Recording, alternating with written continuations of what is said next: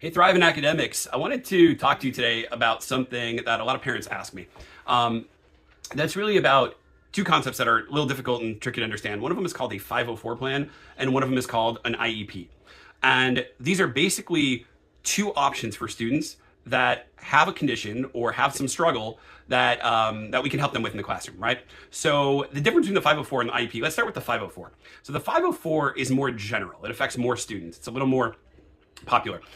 The idea behind a 504 is to figure out what accommodations can be made by a teacher and allow the student to stay in the classroom. We want to do this like as least restrictively as possible, right? The idea is to keep the student in the classroom, give them the support they need, and we're going to come up with a plan. And that plan is going to be something that the parents and the teacher and the district all get together and talk about. So, by the way, a 504 comes from what's called the Rehabilitation Act. So it's Section 504 of that federal law that creates this. So the idea behind a 504 is if a student has something that makes it difficult for them to learn. There's a hindrance. It could be ADHD. It could be a problem with eyesight. Something relatively small that we can fix in the classroom without pulling the student out. We're going to do that. So it could be that the student just needs more time taking a test. It could be that the student needs certain reading supports that we can provide in the classroom. It could be that the student needs some extra visual aids or whatever the case may be. And the idea behind the 504 is that based on this plan, we're going to put this plan together, again, teacher, parent, district, and we're going to try to figure out what works for the student, create this plan that's really in the student's best interest. And it really has to be evaluated technically every 3 years, but my own recommendation is that it should be done every year. So at least once a year, you're going to get together and try to figure out, is it working? Have we solved whatever problem there was? Have any new problems come up that are important to deal with? Do we have to change the 504? I don't like waiting 3 years. I think a lot of things can change in that time period. But anyway, that's a 504. Is that what can we do for a student in a classroom to help them stay in the classroom, keep learning, doing everything that everyone else is doing, and basically stay on task. We could change the content a little bit. We can chunk material a little bit. We can, like I said, provide some. If a student maybe has dyslexia or something, minor dyslexia makes it a little bit difficult, we can give them an audiobook option, things like that. So say like, what are ways that we can change content or delivery, give some options that allow the students to thrive in the classroom. Okay, now that's a 504.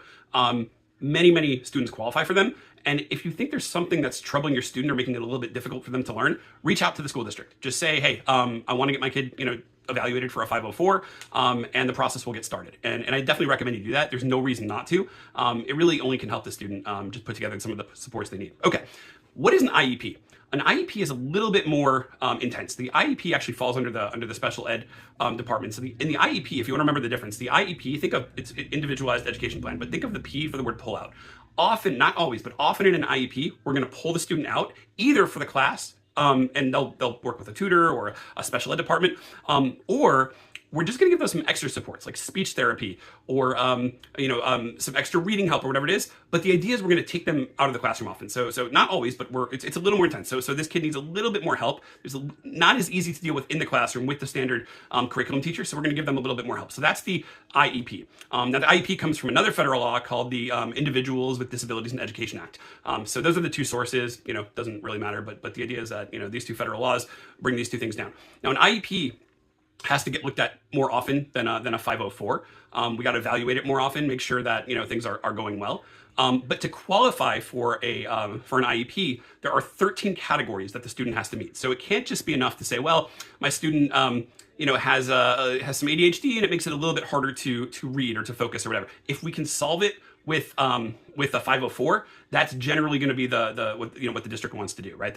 We want to keep this as least restrictive as possible. We don't want to pull students out if we don't have to. We want to keep them in their classroom with their peers and their teacher. We just want to give them supports. Now the IEP says, okay, there are one of 13 categories, and there's several of them, but very intense like ADHD, anxiety that greatly disrupts learning, deafness, blindness. There's a whole host of them. And if you meet one of these 13 categories, you are eligible for an IEP. But again, you have to meet one of these categories. So we're talking a little bit more intense than the 504. And you're often going to have outside supports. Again, like, speech therapists, like extra reading help, maybe some coaches. It could be that there's actually special ed resources that the student will, go out for that period or go out for, meet with another teacher during that period. There's a lot of options in an IEP. So again, a little more intense, a little more regulated. You have to evaluate it a little more often, but there's absolutely zero harm calling the district. And I would recommend you do this. Call the teacher, call the district, and just say, hey, can my student be evaluated for something? I think they're having, an issue learning because of, and you say, well, because they can't really focus, or because they have a problem with their eyes, or because they have a problem hearing, or because they have a behavioral disorder that creates disruptions or whatever it is. And the school and the district will basically take it from there and see what you qualify for, and kind of put you on the train. But that's the idea, is to try to get the student as much support as possible in the least restrictive means. So we don't want to do something crazy and pull them out for no reason. We don't want to just suddenly throw the kitchen sink at everything if that's not what they need. So we're going to try to start with baby steps, and that's really the idea. So sometimes it's as simple as, I have 504s at my students, and it sometimes says, simply just keep the student in the front row, move them to the front of the class. They focus better, it's better on their eyes or whatever. Sometimes it's simply that's nothing more than that. Sometimes there's more, they need a shadow or some more supports or whatever. But the idea is that we're going to try to start as simply as we can to give that student, the best chance of staying in the classroom and learning with their peers. Generally, that's the best option. If we can't do that, we're going to progress out. But there's no harm in reaching out to the district and saying, hey, I think there might be an issue. Where do we start? And they'll get you started. But those are really your two options, the 504 and the IEP. A lot of parents have asked me about that. And I just wanted to kind of make this to give that basic distinction about what those things are, and what their role is in your child's education. Until next time, take care.